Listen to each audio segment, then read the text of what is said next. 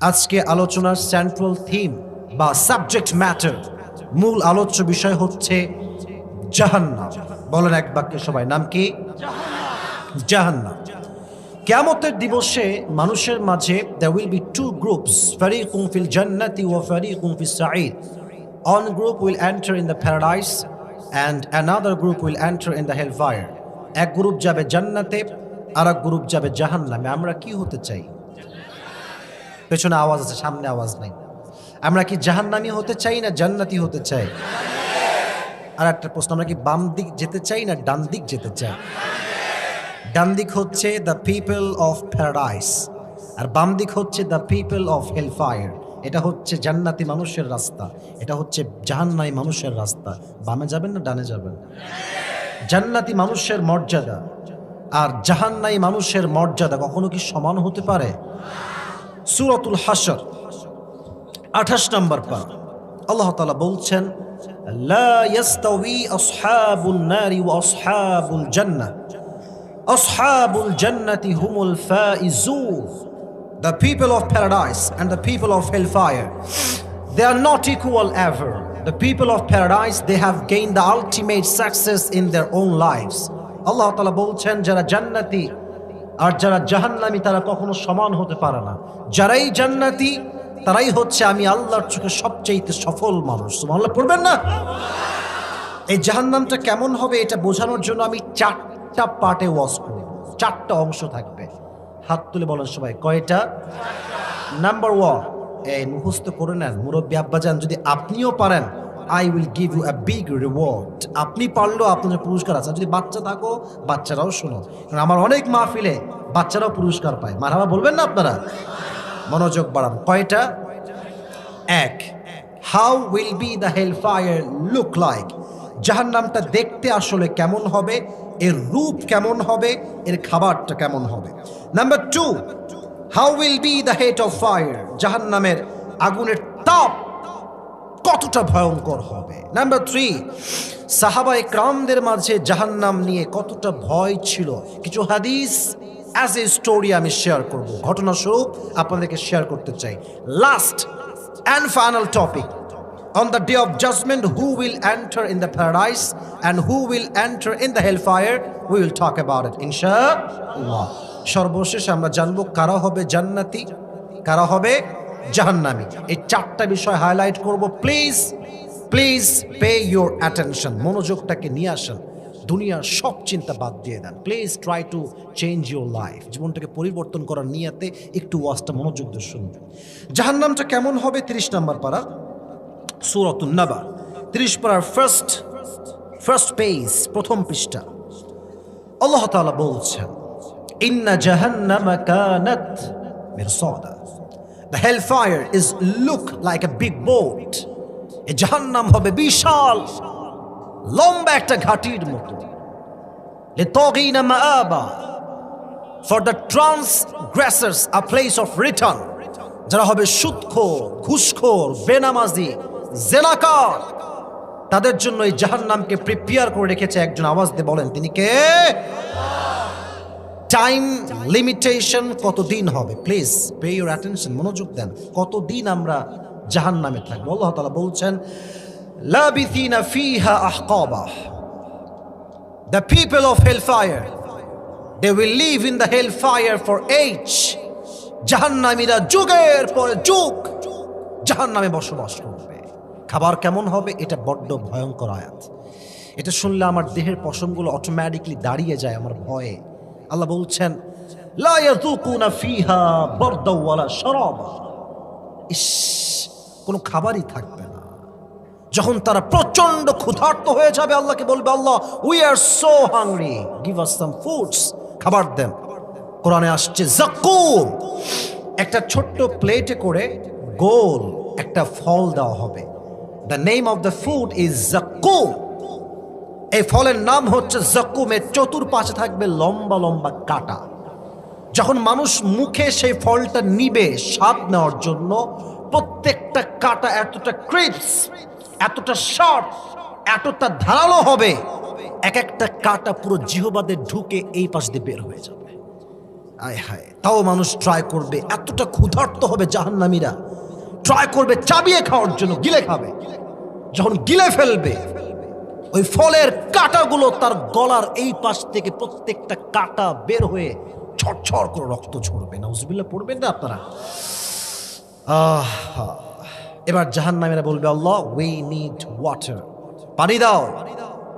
ইল্লা হামিমা ওয়া গাসাকা, যখন পানি দেওয়া হবে এটা হবে রক্ত এবং পুঁজ দ্বারা গলিত পানি। মুরব্বী আব্বাজান, যুবক ভাইরা, যখন মুখটা পানির জন্য হা করবে, পানি যখন মুখের ভিতরে প্রবেশ করবে, এতটা তিক্ত, এতটা বিষাক্ত পানি হবে, রক্ত এবং পুঁজের পানি। জাহান্নামী মানুষগুলো সঙ্গে সঙ্গে বমি করে সব পানিগুলো বাহিরে উগলায় ফেলাই দেবে। নাউজুবিল্লাহ পড়বেন না আপনারা? আয় আল্লাহ, তুমি আমাদের সবাইকে জাহান্নামের ভয়ঙ্কর খাবার থেকে হেফাজত করো, সকলের পড়া আমিন। 2, জাহান্নামের আগুনটা কতটা ভয়ঙ্কর হবে, 2 নাম্বার ম্যাটার বা 2 number part of my speech. আচ্ছা, আমার হাতে এটা কি? আসতে কেন বলেন না সব? এটা আমার হাতে টিস্যু। আচ্ছা তাকান তো, টিস্যু কি গোল না চারকোনা? গোল না চারকোনা? Okay, let me give you example. এটা হচ্ছে নট আ টিস্যু, এটা হচ্ছে একটা, মনে করেন for example, just take it as example, এটা হচ্ছে একটা মোমবাতি। মোমবাতি বোঝেন? মোমবাতির উপরে কি জ্বলে?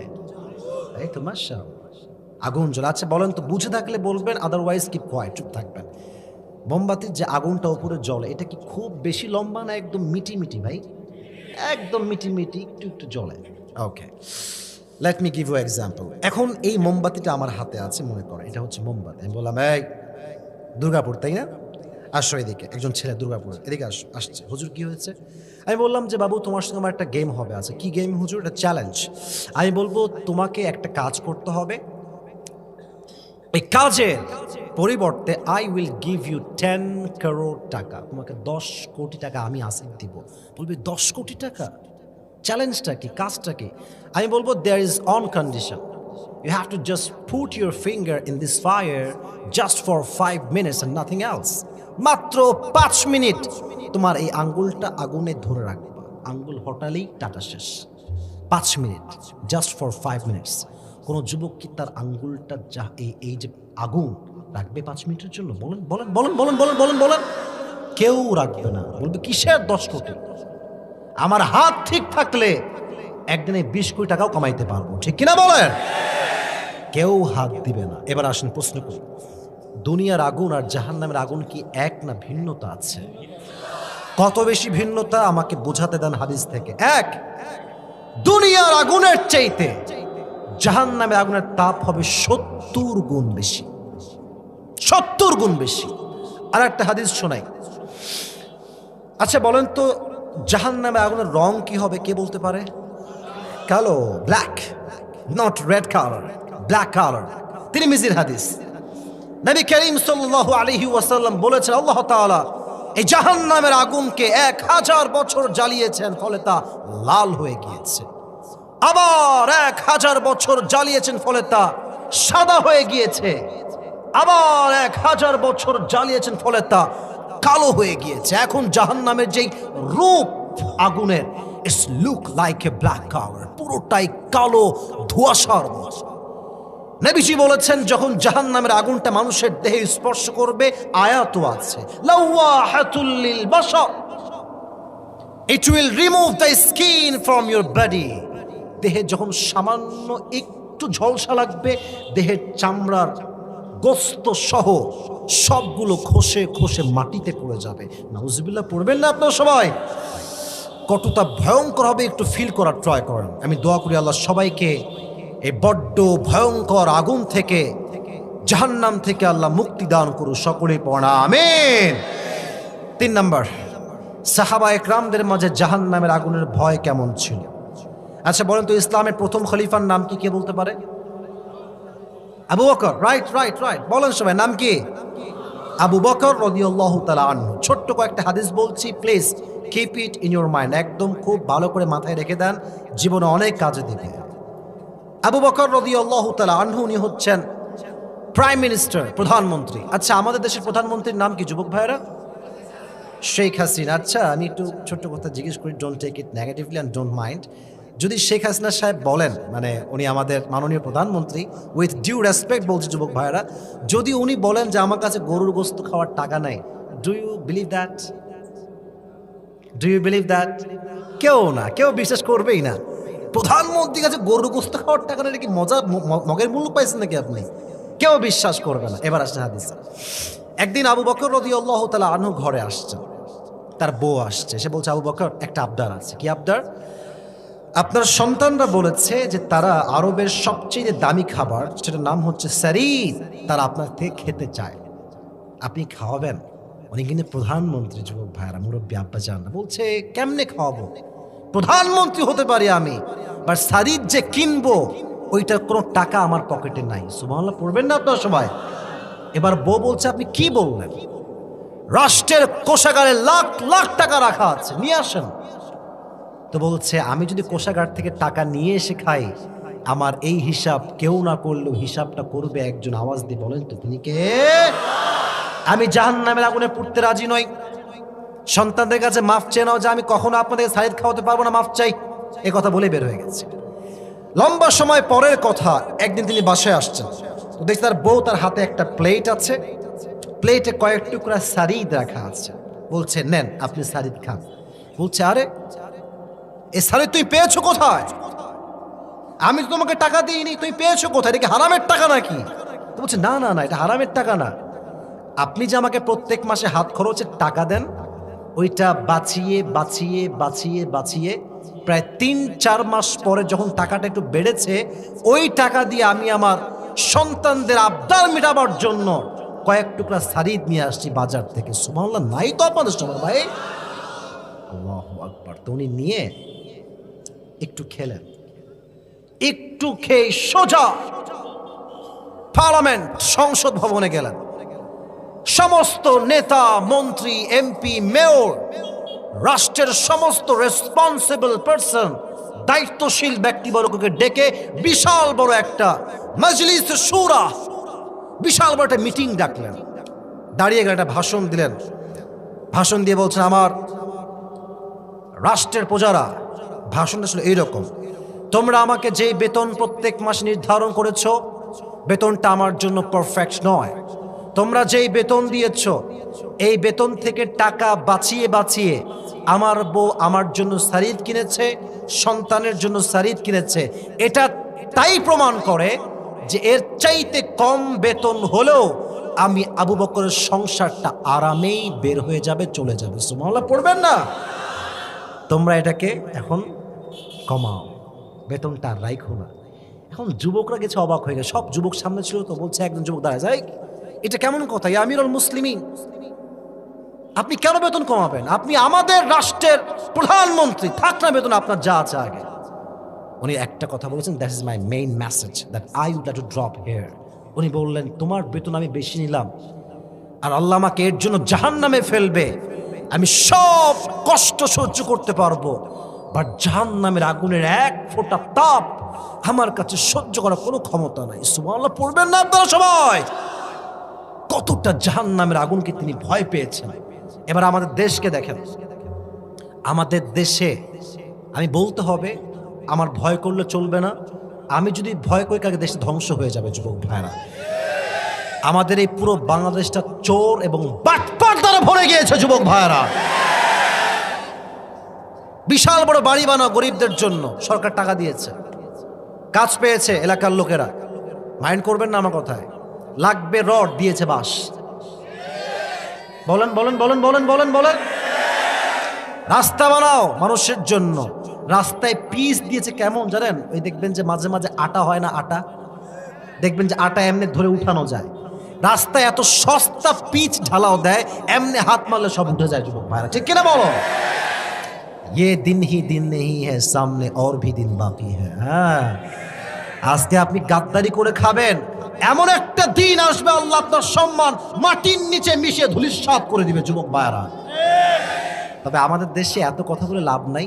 আমাদের দেশে নর্তকীরাও সংসদে চান্স পেয়ে যায়, সারা জীবন গিয়েছে, বুকটা ফেটটা যায়।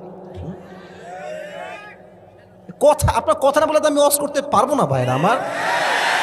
হ্যাঁ, আর সংসদিকে বলে আমরা সিয়াসিত্তার হাদিস, ওরে বাটপার রে, বুখারী শরীফ পড়েছি আমরা। তুমি যে কি বুখারী শরীফ পড়েছো ও তোমার চেহারা দেখলেই বোঝা যায়। হ্যাঁ, এদেরকে দেখলেই বলতে মনে চায় উপরে ফিটফাট, ভেতরে পুরোটাই সদরঘাট যুবক ভাইরা, ঠিক কিনা বলো?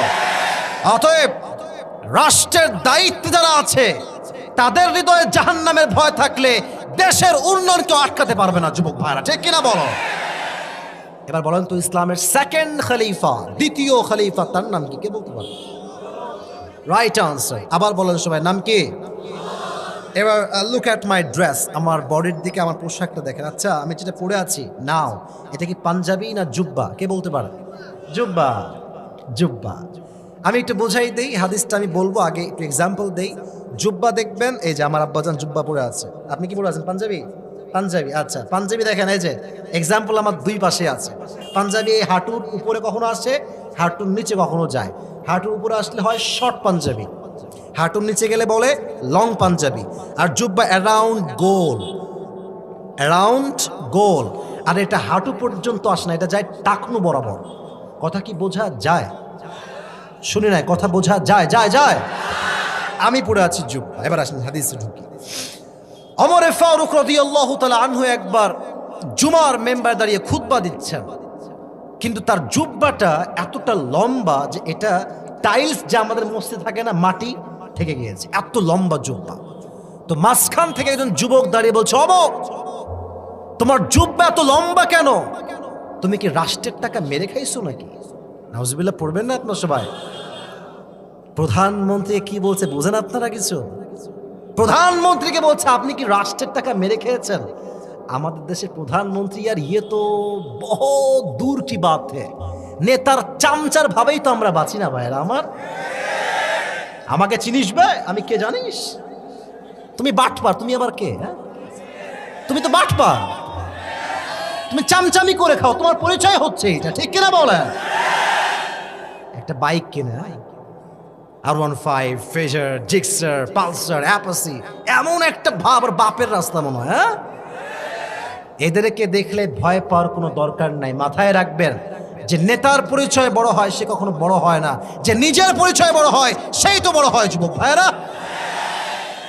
তো আমাদের, আচ্ছা আপনারা দেখবেন যে আমাদের একজন হুজুর আছে রাজশাহীর আশেপাশে, উনি আসেন, নাম সবাই জানেন হয়তো, বজলুর রশিদ, নাম শুনছেন? বজলুর রশিদ মুরব্বীরা আমার সাথে ভালো চিনবেন, খুব মজার ওয়াজ করেন। ছোটো কথা মনেই পড়ে গেল। আচ্ছা, আমার দাড়ি তো ব্ল্যাক, তাই না? ওনার দাড়ি কিন্তু ব্ল্যাক না, ওনার দাড়ি দেখবেন যে মেহেদি মাখা, হ্যাঁ ওই লাল লাল। আচ্ছা, ওই সেই দিন আমি গাড়িতে করে প্রোগ্রামে যাচ্ছিলাম কোথাও, তো একটা ওয়াজ ছাড়লাম ওনার। তো উনি বলছেন একটা ছোট্ট মজার কথা, এটা আমি জাস্ট কপি পেস্ট করছেন, নাথিং এলস। উনি বললেন যে আমরা একটা প্রোগ্রামে গেলাম, মেবি টাঙ্গাইলের ওদিকে হবে, আমি শিওর না, ড্যাম শিওর না। তো প্রোগ্রাম মোটামুটি রাত 11:30 বেজে গেছে, ওয়াজ একেবারে জমে ক্ষীর হয়ে গেছে। হ্যাঁ, লোকজন হ্যাভি আগ্রহ নিয়ে শুনছে। এরই মাঝে নেতা আসছে, নেতা সাহেবের আগমন শুভেচ্ছা, কাঁপাকাঁপি হয়ে গেছে একেবারে। তো হুজুর তো মনে মনে গাইল দিচ্ছে, শালা তুমি আসার টাইম পেলা না, তাই না? হুজুর এমনি বলতেছে, কিন্তু কি করবে, হুজুর গেছে এক এলাকার লোক আর এক এলাকায়, বাহাদুরি তো চলবে না, ঠিক কিনা বলেন? হুজুর চুপচাপ বসে আছে। আমি এটা বলে আবার হাদিসে যাচ্ছি, সমস্যা নেই, এটাও হাদিসের রিলেটেড আছে বিষয়টা। তো নেতা সাহেব এসে ওই যে এই যে হ্যান্ড মাইক বোঝায় আর কি নিয়ে, ভাইয়ের আমার নামাজ নামাজ, কথাটা খালি নামাজই কয়। তো কমপক্ষে 50 থেকে 60 বার খালি নামাজ নামাজ, ভাইয়েরা আমার নামাজ ছাড়া জীবনে কোনো গতি নাই ভাইয়েরা আমার। হুজুর কয় ইয়ার ইয়ে মে কাহা আ গিয়া। এখন যখন সে বক্তব্য দিয়ে নেমে গেছে, নেতার কিছু চামচা থাকে না, চামচা থাকে না, বলেন না বলেন না, থাকে না? তো একজন ছেলে হুজুরের ডানে বা বামে ছিল। তো নেতা যখন নেমে গেছে গাড়িতে উঠবে, হুজুর ওকে ধর, যাই তুই থাম, থাম তুই। তো নেতা মনে খুব নামাজ পড়ে, তাই না রে, হ্যাবি তো নামাজ রোজ করলো রে। তো বলছে হুজুর 3 দিন ধরে একসঙ্গে শালা একক তো নামাজও পড়ে না। আমাকে গালি দেওয়ার জন্য আমাকে রাগ করবেন না, হুজুর নিজেই বলছে আমি। তা আমার কথা একটা, যেই নেতার হৃদয়ে জাহান্নামের ভয় নাই, সেই নেতা মানুষের টাকা মেরে খাবে, কোনো সন্দেহ নাই। তো ওমর ফারুক কিচ্ছু বলছে না, চুপচাপ দাঁড়িয়ে আছে। পাশে তার সন্তান ইসমুহু আব্দুল্লাহ ইবনে ওমর দাঁড়িয়ে বলছে, ভাইজান আপনার জবাব আমি দিচ্ছি, আপনি দাঁড়ান। আমি মূলত আমার বাবা জব দিচ্ছি এই জন্য যে আপনার বোঝায় ভুল আছে। প্রত্যেক বছর আসলে আমরা দুইজনে দুইটা জুব্বা পাই রাষ্ট্রের পক্ষ থেকে। আমি জুব্বাগুলো এক্সাম্পল দিচ্ছি জাস্ট টিস্যু দিয়ে। এটা হচ্ছে আমার জুব্বা সন্তান হিসেবে, এটা হচ্ছে বাবার জুব্বা। তা আমার জুব্বার সাইজটা ঠিকঠাক আছে, লম্বা আছে, বাট বাবার জুব্বাটা বাবার লাগবে এই সাইজ, বাট এটা ছোট হয়ে এতটুকু হয়ে গেছে। আচ্ছা বলেন তো, লজিক দিয়ে লজিক খাটান, বোঝেন, ব্রেন খাটান। উনি চাইলে, এত টাকার মালিক তিনি, রাষ্ট্রের পুরো দায়িত্ব তার হাতে, নতুন জুব্বা চাইলে কিনতে পারতেন না দুর্গাপুরের ভাইয়েরা? কথা বলেন, পারতেন কি পারতেন না?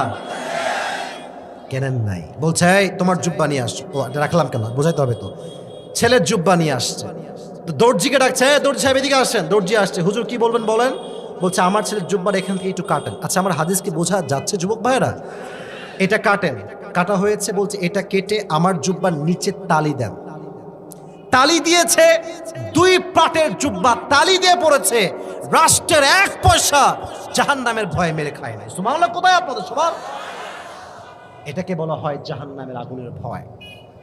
এটার নাম তাকওয়া। কেউ দেখে না, কেউ শোনে না, শোনে একজন, আওয়াজ দিয়ে বলেন তিনি কে? আচ্ছা আপনারা সবাই জানেন যে ওমরে ফারুক তার সন্তানের বিয়ে দিয়েছে একজন দুধওয়ালির মেয়ের সাথে। কেউ কি জানেন এইটা? দুধওয়ালির মেয়ে সামান্য কয়েক টাকার ব্যবসা করে। আর আমার কাছে অবাক লাগে আজকালকার বাবারা টাকলার সঙ্গে মেয়েকে বিয়ে দেয়, খালি টাকা। আর মেয়েরাও খারাপ, কার কথা বলবো আপনি বলেন? মেয়ের বয়স মাত্র 19, বিয়ে করেছে 58 বছরে, 65 বছরে বুড়াকে বিয়ে করছে। আমি এক কথার মানুষ, এদের কোনো লজ্জা শরম কিচ্ছু নাই, লজ্জাই নাই এদের যুবক ভাইরা, ঠিক কিনা বলো? বাপকে ফিল হয়, হ্যাঁ, মুরব্বী দেখলে ওর ফিল উঠে, খুব ফিল হয়, ফাইজলামি করার জায়গা পায় না। আমার একটা লজিক আছে এখানে, আমি জানি না আপনারা একমত হবেন কিনা। আমার কথা হচ্ছে তোমার ভালোবাসা উথলায় পড়ে খালি টাকাওয়ালা টাকলার জন্য, তাই না? গ্রামের সাধারণ মুরব্বী তোমার ভালোবাসা কয়ে যায়, হ্যাঁ? এজন্য জাহান্নামের আগুনের ভয় যার মাঝে নাই, সে দুর্নীতি করেই খাবে যুবক ভাইরা, ঠিক কিনা বলো? আল্লাহ আমাদের সকলের হৃদয়ে জাহান্নামের ভয়টাকে ঢুকায় দিই, সকলেই পড়া আমিন। তো আপনারা তো 12টা পর্যন্ত সময় দিলেন, আরো সময় দেওয়া যাবে না একটু? আমি একটা কথা বলি, এদিকে এদিকে এদিকে না, কোনো কথা বলবেন না, আমি বলি। আমার কথা হচ্ছে একটা, এসেছি একসাথে, যাব একসাথে। যে উঠে যাবে মাঝখান থেকে বুঝতে হবে তার কপালটা পোড়া, তার কপালটা পোড়া। কারণ যখন মানুষ একসঙ্গে বসে দোয়ার জন্য হাত তুলে, আল্লাহ বান্দার দোয়ার হাতে খালি হাতে ফিরিয়ে দেয় না। সুবহানাল্লাহ পড়বেন না আপনার সবাই? আচ্ছা 3 নাম্বার বিষয় গেল, এবার আসেন 4 নাম্বার বিষয়। মানুষ জাহান্নামে যাবে কেন, কোন কারণে যাবে? আমি প্রথমে মেয়েদের কথা হাইলাইট করতে চাই। আগে বলেন তো, জাহান্নামের সংখ্যা যুবকদের বেশি হবে না মেয়েদের বেশি হবে? খুব খুশি লাগছে বলতে, তাই না? তোমরা খুব কনফার্ম জান্নাতি একেবারে। না না, এই হাদিসে একটা মিসকনসেপশন আছে। ঢালাও ভাবে বলা যাবে সব মেয়েরা জাহান্নামী আর আমরা সবাই কনফার্ম জান্নাতি। না না না না, ব্যাপারটা হচ্ছে এইরকম। এক হাদিসে আসছে পুরুষরাই যায় বেশি জাহান্নামে, আর এক হাদিসে আসছে নারীরাই যায় বেশি জাহান্নামে। নারীরা জাহান্নামে যাবে মোট 3টা কারণ বলবো, 3টা। এক, বেশিরভাগ নারী আজকে স্বামীকে বাদ দিয়ে পর পুরুষের সঙ্গে পরকিয়া করে বেড়ায়। স্বামী আছে বিদেশে আর বউ সারাদিন ইমোতে। আপনার কথা বললেন না কেন যুবক ভাইরা? কথা বলেন আমার সাথে, কথা বলেন। প্রবাসে গিয়ে স্বামী তার মাথার ঘাম পায়ে ফেলে পরিশ্রম করে, আর ওই টাকা দিয়ে মেয়ে তার প্রেমিককে সহযোগিতা করে। আমি আজকেও দেখলাম, আজকের নিউজ বলছি, প্রবাসী স্বামীকে তার বউ টাকার লোভে গলায় একদম বিশাল লম্বা ওড়না পেঁচিয়ে হত্যা করে ফেলেছে। এই জাতি গেছে কোথায় আজকে? আর মেয়েরা পরকে আসক্ত হয় কেন জানেন? এরা অলওয়েজ হ্যান্ডসাম মানুষকে পছন্দ করে বেশি। হ্যাঁ, তো স্বামী যারা দিন কাটে, কষ্ট করে, চেহারা অসুন্দর হয়ে যায়। এখন যাকে দেখে চেহারা সুন্দর, কিছু কিছু মেয়ে আছে চরিত্র খারাপ, এদের জন্য পাগল হয়ে যায়, ঠিক কিনা বলো?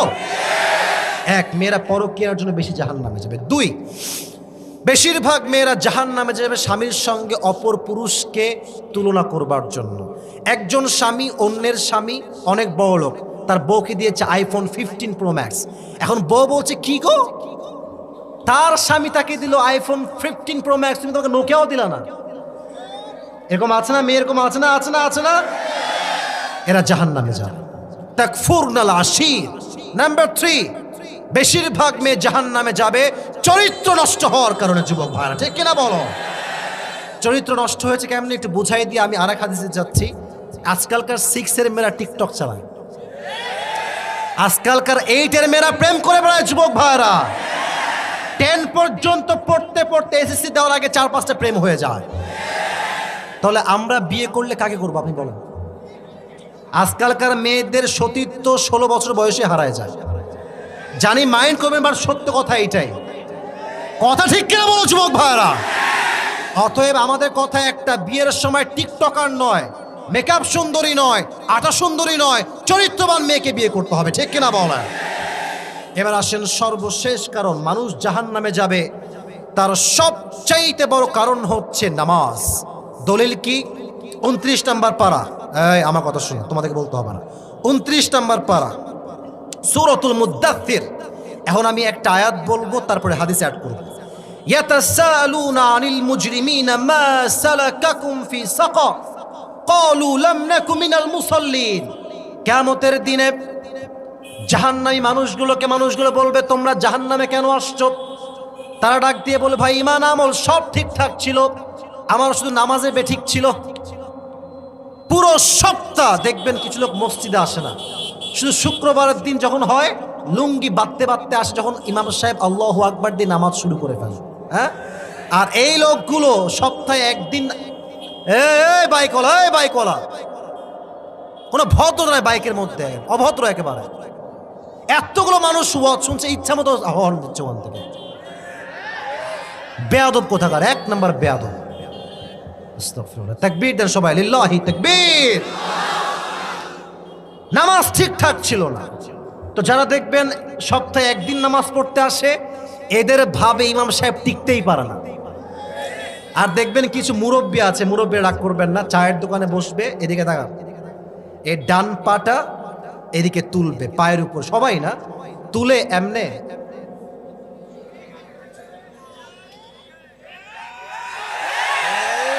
খায় না।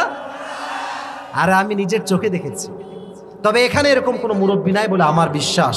তবে হ্যাঁ, থামো না, কথা বলো, আমি বলি, যদি কোনো মুরব্বী এমন থাকেন, যুব সমাজ নষ্ট হইতে বেশি সময় লাগবে না। ঠিক কিনা বলেন যুবক ভাইরা? ওমর ফারুক রাদিয়াল্লাহু তাআলা আনহুর কাছে একবার একজন আগুনের উপাসক, তার নাম হচ্ছে আবু লুলু আল মাজুসি, লম্বা একটা ঘটনা শেয়ার করছি, মনোযোগ দিয়ে শুনবেন। এসে বলছে, ওমর, তোমার কাছে আমার একটা অবজেকশন আছে, একটা অভিযোগ আছে। কি অভিযোগ বলো? বলছে, আমি যেই মালিকের আন্ডারে জব করি, কাজ করি, সে প্রত্যেক মাসে আমার থেকে 6 দিরহাম প্রত্যেক দিন চার্জ করে, প্রত্যেক দিন 6 দিরহাম। তো আমি তো গরিব মানুষ, আমি এত দিরহাম চার্জ দিতে পারি না। তো তুমি তো রাষ্ট্রের খলিফা, তুমি একটু কথাবার্তা বলে এটাকে কমায় দাও, আমার দ্বারা দেওয়া সম্ভব নয়। তো ওমর ফারুক বলছে, ভাই তোমার ব্যবসার লালগেঞ্জি বসো, এদিকে তাকান। 2-1 লোকের ওয়াশরুম লাগতে পারে, এটা ছাড় দিতে হবে না, এখানে সমস্যা হয়ে যাবে, ঠিক আছে? 2-1 লোক যাক, সমস্যা নেই। বাট এখন যারা বসে আছে, দাঁড়ায় আছে, এরাই হচ্ছে আমার আসল শ্রোতা। কারণ রাত 12টা পার হলে সবাই ওয়াজ শোনে না, তারাই শোনে যা কোরআনকে মন থেকে ভালোবাসে। যুবক ভাইরা, I'm lucky to be here. আমি খুব নিজেকে সৌভাগ্যবান মনে করছি, আপনারা আছেন আর আমিও আছি। যতক্ষণ ওয়াজের মূল কথা শেষ না হচ্ছে, আমরা কেউ ডান বাম হব না। রাজি আছেন তো ইনশাআল্লাহ? তো বলছে, তোমার কাজ কি, জব কি? হাদিসটা বুঝবেন। তো বলছে যে আমার কাজ হচ্ছে আমি খঞ্জর বানাই, চাকু, ছুরি। নাম শুনছেন সবাই আপনারা? এটাকে আরবিতে বলা হয় খঞ্জর। খঞ্জরটা কেমন হয়? এদিকে ডান হাত দেখেন, এটাও ছুরি, মাঝখানে হচ্ছে হ্যান্ডেল। মাকবাদাতুহু ফি ওয়াসাতিহ। যারা হাদিসটা এখনো বোঝেন নাই, গুগলে গিয়ে সার্চ করবেন, আমি বুঝাই দিচ্ছি। সুলতান কাবুস লিখবেন, লিখলেই দেখবেন বড় একটা ছবি আসবে আপনার সামনে, সুলতান কাবুসের চেহারা। দেখবেন তার ঠিক কোমরের ডান দিকে, পেটের ডান দিকে বিশাল লম্বা একটা খঞ্জর আছে, খাপে করে, ডানেও ছুরি, বামেও ছুরি, মাঝখানে হ্যান্ডেল। বলছে, তাই নাকি? তুমি তো অনেক টাকার মালিক ভাই, কারণ মদিনাতে তো কেউ খঞ্জর বানাইতেই পারে না। তোমার দিরহাম 6 নয় 10 দিরহাম হওয়া দরকার। বলছে ছি ছি ছি অমর, তুমি এটা কি বললা? তোমার কাছে আসলাম ইনসাফ ভিত্তিক বিচার চাওয়ার জন্য, তুমি আরো বাড়াই দিলে আমাকে। তোমার প্রতিশোধ আমি নিয়েই ছাড়বো। এই হুমকি দিয়ে বের হয়ে গেছে। বের হওয়ার পরে সারা রাত ওমরে ফারুককে হত্যা করবার জন্য বিশাল লম্বা একটা খঞ্জর বানিয়েছে। ওমরকে সে হত্যা করতে চায়। যখন লম্বা ছুরি বানানো শেষ, এই শীতকালে আমরা কি মুড়ি দেয় মুরব্বী আব্বাজান, যুবক ভাইরা? এমনে চাদর। এই তো বুঝে গেছেন কি মুড়ি দেয় বলেন সবাই?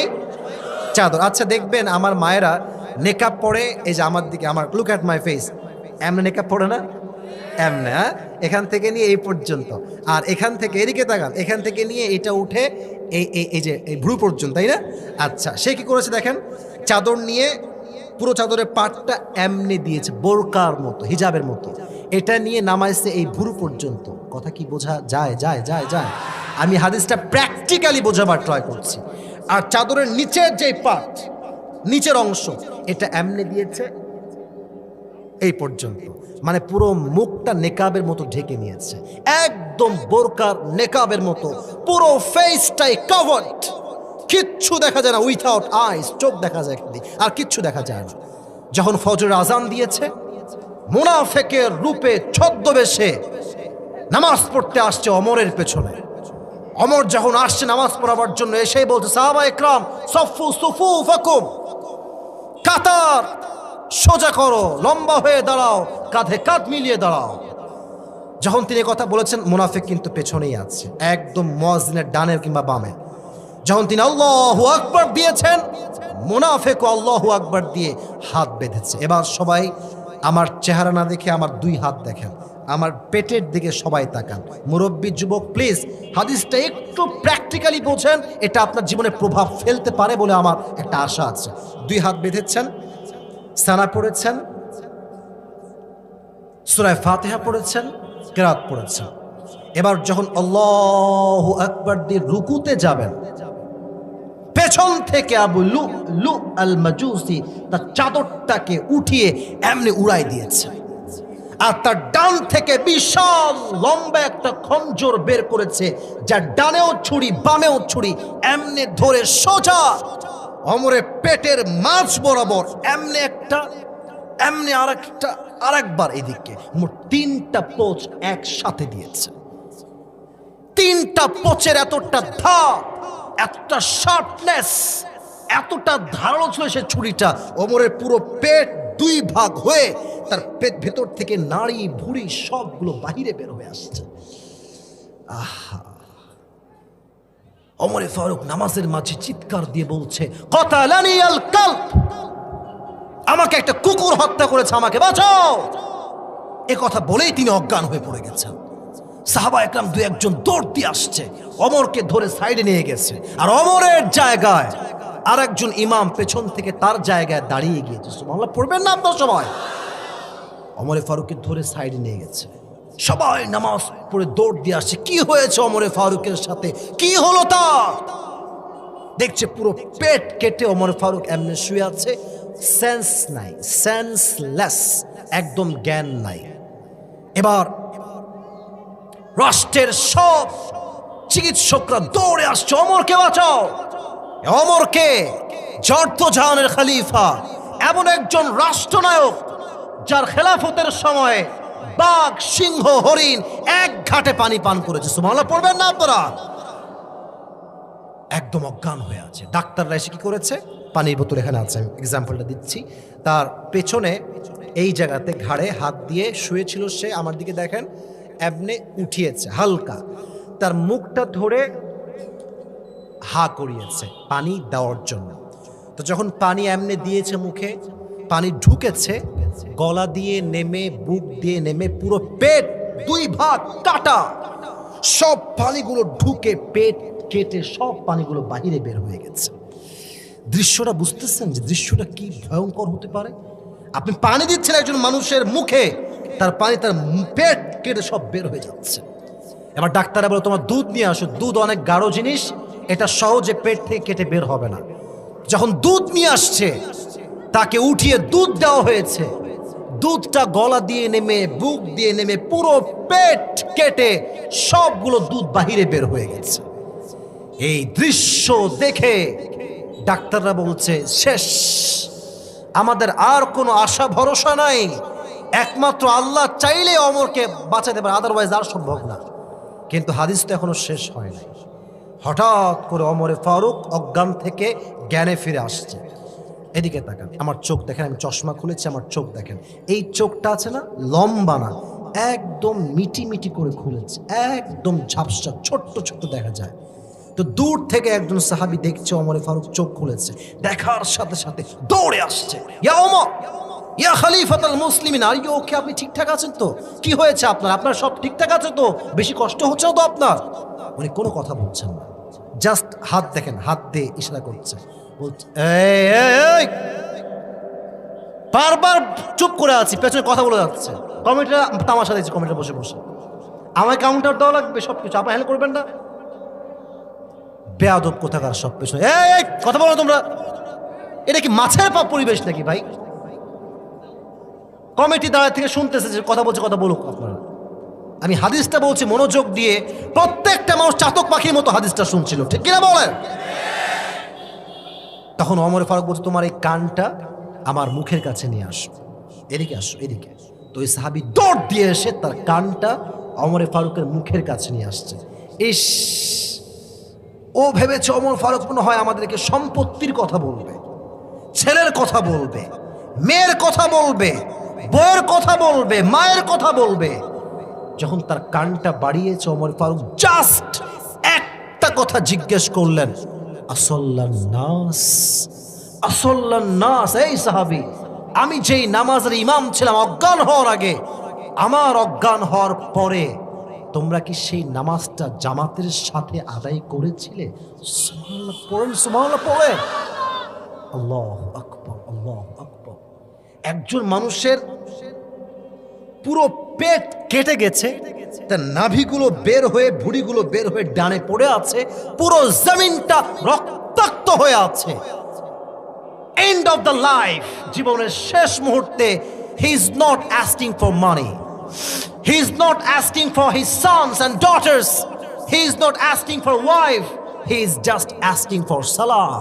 সন্তানের কথা নয়, রাষ্ট্রের কথা নয়, বইয়ের কথা নয়, অমরের জীবনের শেষ কথাই হচ্ছে, তোমরা কি নামাজটা আদায় করেছিলে? সুবহানাল্লাহ পড়বেন না আপনারা সবাই?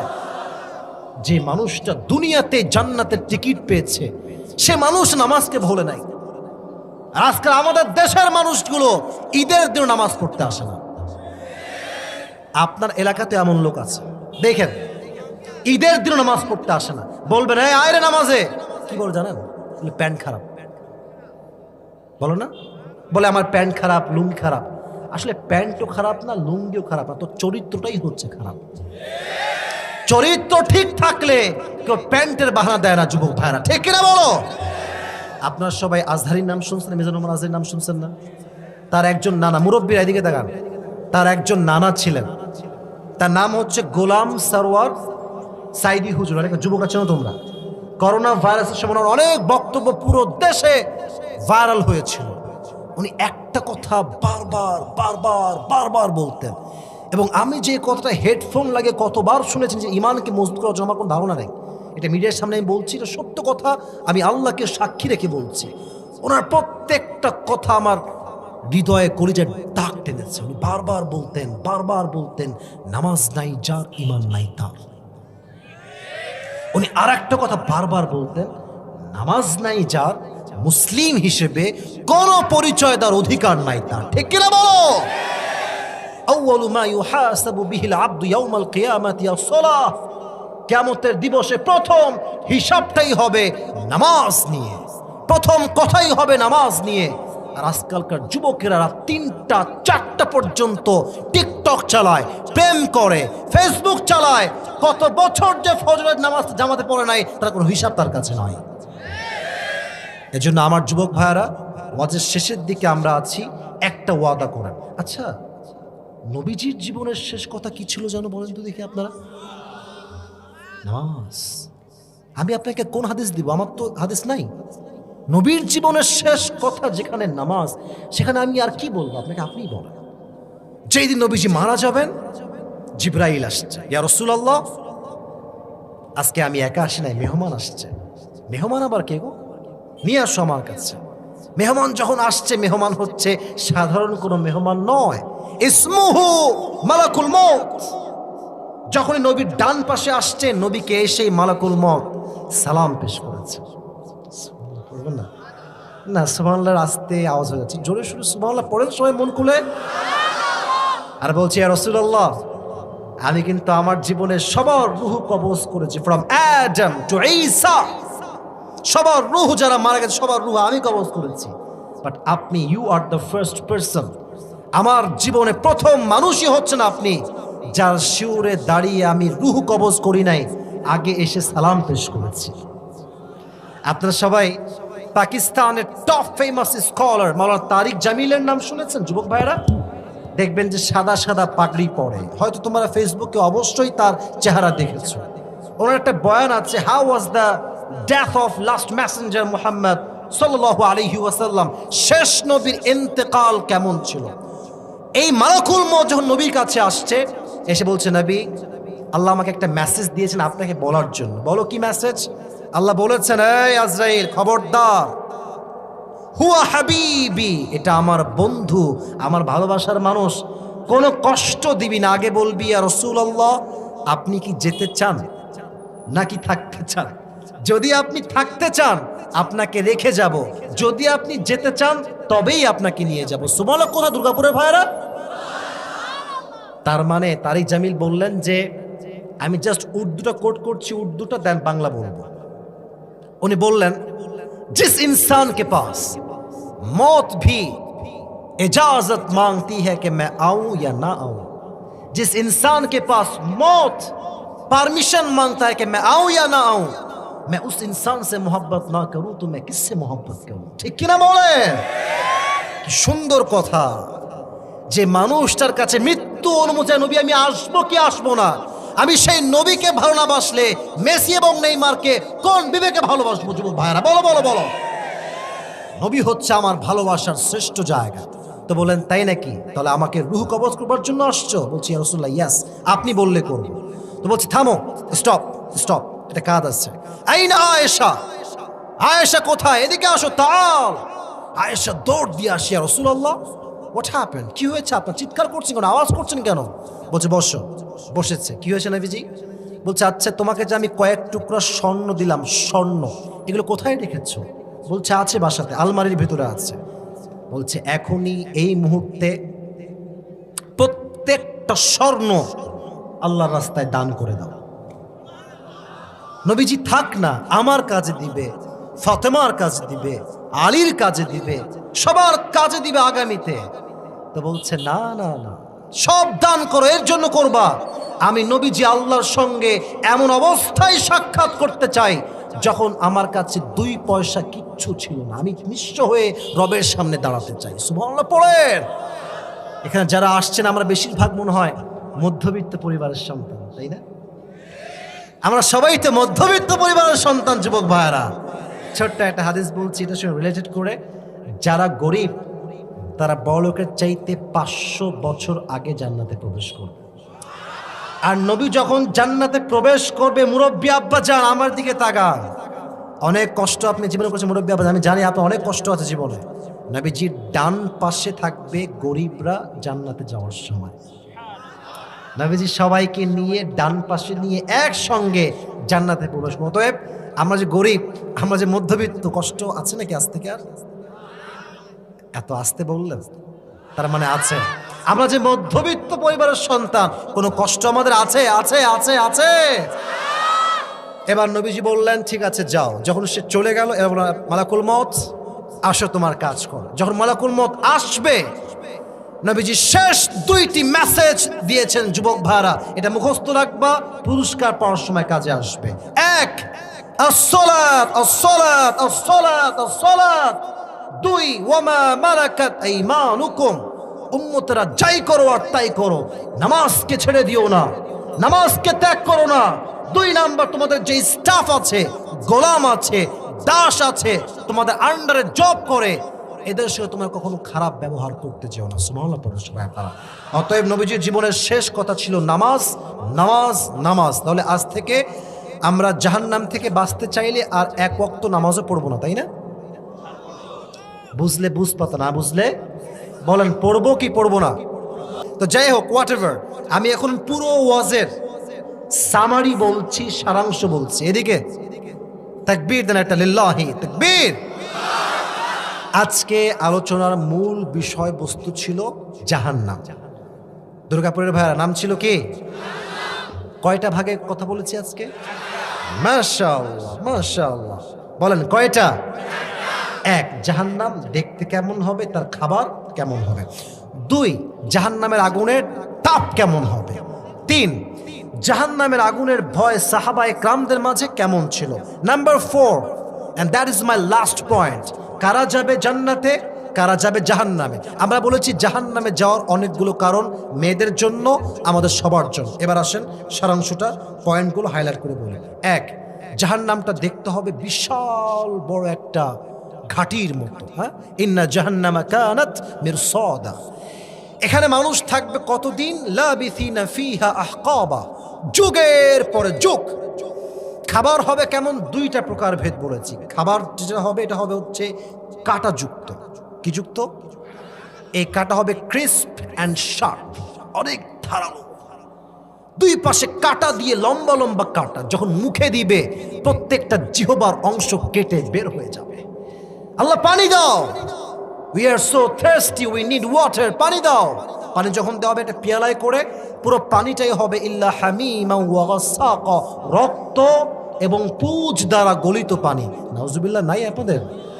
আল্লাহ আমাদের সবাইকে জাহান্নামের বড্ড ভয়ঙ্কর খাবার থেকে হেফাজত করুন, সকলেই পড়া আমিন। 2 নাম্বার পয়েন্টটা খুবই সহজে বলতে চাই যেন আপনাদের সহজ হয় পুরস্কার নেওয়া। জাহান্নামে আগুনের তাপ কেমন হবে যখন দাঁড় করাও বলবেন, দাঁড়া হুজুর, দুইটা বিষয় আমি বলবো আপনাকে। এক, জাহান্নামে আগুনের তাপ হবে দুনিয়ার চাইতে কত গুণ বেশি? রাইট আনসার, বলেন কত গুণ বেশি? 2, জাহান্নামের তাপ এত বেশি হবে যখনই মানুষের দেহে এটা টাচ করবে, মানুষের দেহের চামড়া, গোস্ত সবগুলো খসে খসে নিচের দিকে পড়ে যাবে। নাউজুবিল্লাহ পড়বেন না আপনারা? এই একটা আয়াত, একটা হাদিস বললেই আপনি পাস। 3 নাম্বারটা একদমই সহজ। 2 জন সাহাবীর এক্সাম্পল দিয়েছি। এক হচ্ছে আবু বকর, 2 হচ্ছে, বলেন না, 1 আবু বকর, 2 হচ্ছে ওমর ফারুক রাদিয়াল্লাহু তাআলা আনহুমা। 2 জন সাহাবী। আবু বকরের বেতনটা তিনি যা ছিল অনেক আরো বাড়িয়ে দিয়েছেন, তাই না? বাড়িয়েছেন না? চাইলে বাড়াতে পারতেন না? কেন কমিয়েছেন? একটাই জবাব দিবেন, হুজুর কমিয়েছেন একটাই কারণ, তিনি জাহান্নামকে বড্ড ভয় পেতেন। ঠিক কিনা বলেন? আচ্ছা, ওমর ফারুকের জুব্বাটা প্রথমে ছিল শর্ট, পরে হয়েছে লং। এর মূল কাহিনী হচ্ছে ওমর ফারুক রাষ্ট্র থেকে টাকা নিয়ে নতুন জুব্বা কিনেছিলেন। ইয়েস নাকি নো? নো। তিনি কি করেছেন? ছেলের জুব্বা কেটে তালি দিয়ে নিজে পড়েছেন। এই চাইলে জুব্বা কিনতে পারতেন না গো? বলেন না, পারতেন না? পারতেন না? কেনেন নাই একটাই কারণ, আমি জাহান্নামের আগুনকে বড্ড ভয় পাই, ওই তাপটা সহ্য করতে পারার জন্য। সুবহানাল্লাহ পড়বেন না আপনারা? কত সহজ দেখেছেন? 3 নাম্বার শেষ। 4 নাম্বার তো আরো সহজ। জাহান্নামে মেয়েরা যাবে 3টা কারণে। 1, মেয়েরা পরকীয়া আসক্ত ছিল। 2, মেয়েরা স্বামীকে অপরের সাথে তুলনা করত। 3, মেয়েদের চরিত্র খারাপ ছিল। বলেন কয়টা? 1 পরকীয়া, এদিকে 1 আসে নাই, কানে আসে নাই। 1, 2 স্বামীর সঙ্গে অন্যকে তুলনা করা। 3, চরিত্র খারাপ হওয়া। আচ্ছা শেষ, সর্বশেষ তো আরো সহজ। পুরো পৃথিবীর বেশিরভাগ মানুষ জাহান্নামে যাবে নামাজ না পড়ার জন্য। এবার বলেন তো, ওমর ফারুক যখন জীবনের শেষ মুহূর্তে এসেছিলেন, উনি মনে হয় বলেছিলেন যে আমার টাকা পয়সা কোথায়, আমার ছেলে কোথায়, আমার রাষ্ট্র কোথায়, আমার বউ কোথায়? No, he was asking just for সালাহ। উনি জাস্ট নামাজ কিনে ভেবেছেন যে আসাল্লান নাস, তোমরা কি নামাজটা পড়েছিলা? কোন ওয়াক্তের নামাজ? এটা হচ্ছে ফজরের নামাজ। বলেন সবাই, কোন ওয়াক্তের নামাজ? শেষ কথা, নবীজির জীবনের শেষ কথা কি ছিল? এটা জোরে বলেন সবাই, কি ছিল? আরো জোরে বলেন, কি ছিল? অতএব নামাজের গুরুত্ব কম না বেশি? আল্লাহ সবাইকে 5 ওয়াক্ত নামাজি হিসেবে কবুল করো, সকলে পড়া আমিন।